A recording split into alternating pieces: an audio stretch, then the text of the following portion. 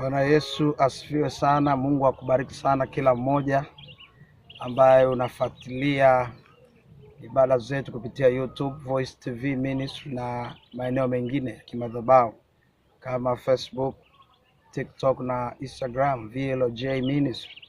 Mimi ni Apostle Kimonje, niko Dar es Salaam, tukiwa katika mlima wa maombi ambao Bwana ametuleta hapa kwa ajili ya kusikia mambo ya mwaka 2026, lakini pia na kuendelea kuomba maombi ya kujidhabihu kwa ajili ya mwaka huu. Kama unavyoona kuna utulivu mkubwa na mambo mengi yanayoendelea mahali hapa. Nilipenda kuchukua muda huu kuzungumza na wewe neno, alafu nifanye maombi ambayo yatakupeleka kukupa neema nyingine. Lakini pia usisahau Jumapili ya tarehe 11 ambayo leo ni Ijumaa, kesho Jumamosi, Jumapili tutakuwa na ibada kubwa ya utoaji wa sadaka ya mbegu ya mwaka 2026. Utaweka kwenye bahasha na utakuja nayo ibadani, na pia nitapaka watu mafuta ya kibali na ufalme na kuachilia neema juu yao. Kwa hiyo hakikisha usikose na Mungu atakuwa pamoja na wewe.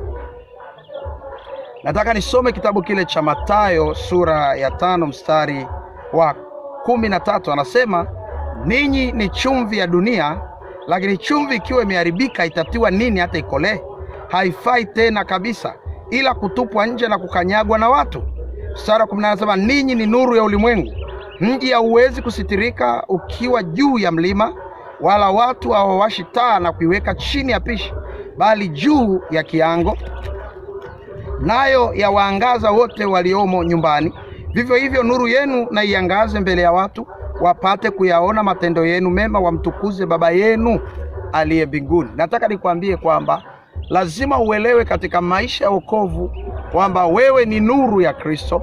Wewe ni chumvi ya ulimwengu ambao Bwana amekuweka kuwa mfano katikati ya watu. Lazima ukubali kuyaonesha matendo yako ili watu wapate kujua ya kwamba Mungu amekutuma, amekuagiza, amekupa neno kwa ajili yao.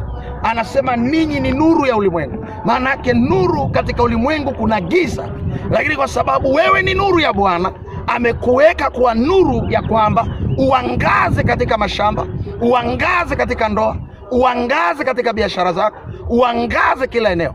Ile nuru inapokuwa inazimwa ndani yako, maanake adui anaondoa umaana wa wewe kuwa ni nuru ya Kristo, ni nuru ya ulimwengu. Sasa Jumapili hii tunataka tuirejeshe nuru kwenye maisha yako, ile nuru ambayo adui alizima.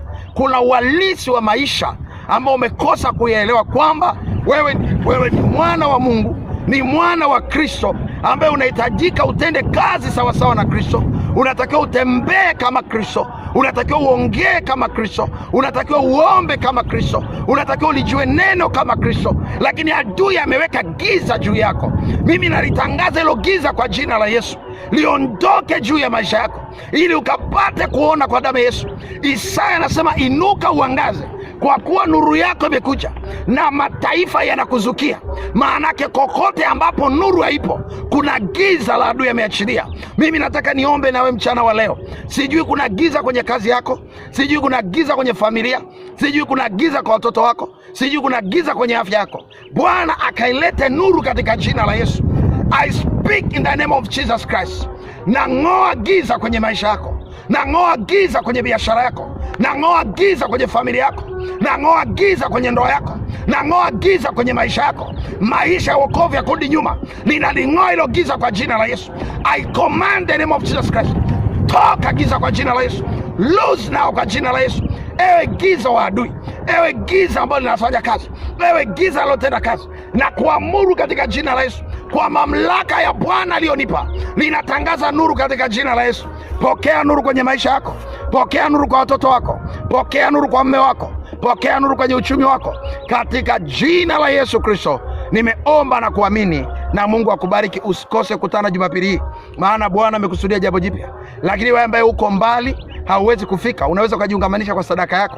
Namba unaweza kupiga kwa ajili ya maombi, prayer line, ama kutuma sadaka ni Airtel Money ambayo ni 0688374505. Mungu akubariki, akutendee mema. Amen.